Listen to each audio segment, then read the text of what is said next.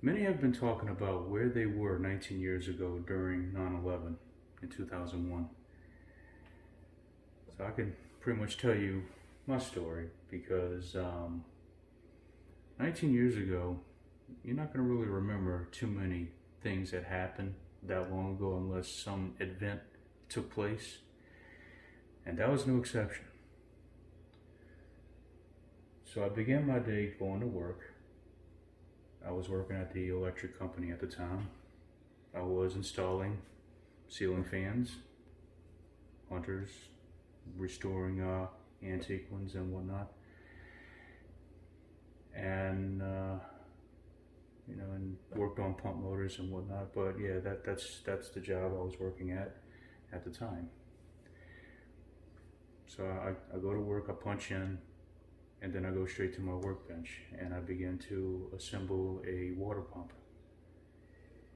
And then I notice, like, probably around maybe close to 10, I noticed that there was nobody in the shop but me. So I'm wondering, okay, is there something going on that I don't know about? Is there like a work meeting that happened and nobody bothered to tell me anything?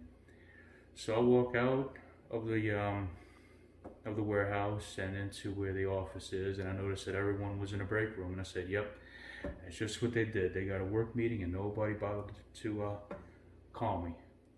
Well, I found out that people were watching TV, like they were glued to the TV. And I'm looking and I noticed that one of the World Trade Centers was smoking. And I was like, what is going on there? And it was saying, a plane crashed into World Trade Center. I'm like, wow. I mean, it was like kind of hard to believe. And then when I was getting ready to sit down and hear what was going to happen next, all of a sudden a report came saying that there was a second plane that smacked into a building.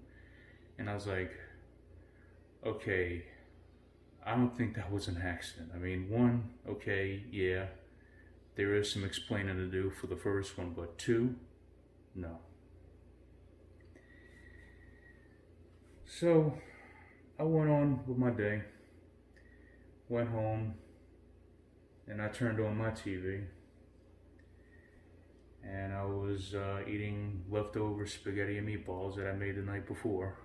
And I was just watching everyone holding signs and pictures of their loved ones. And I couldn't help but shed a few tears myself because, I was still in a state of disbelief.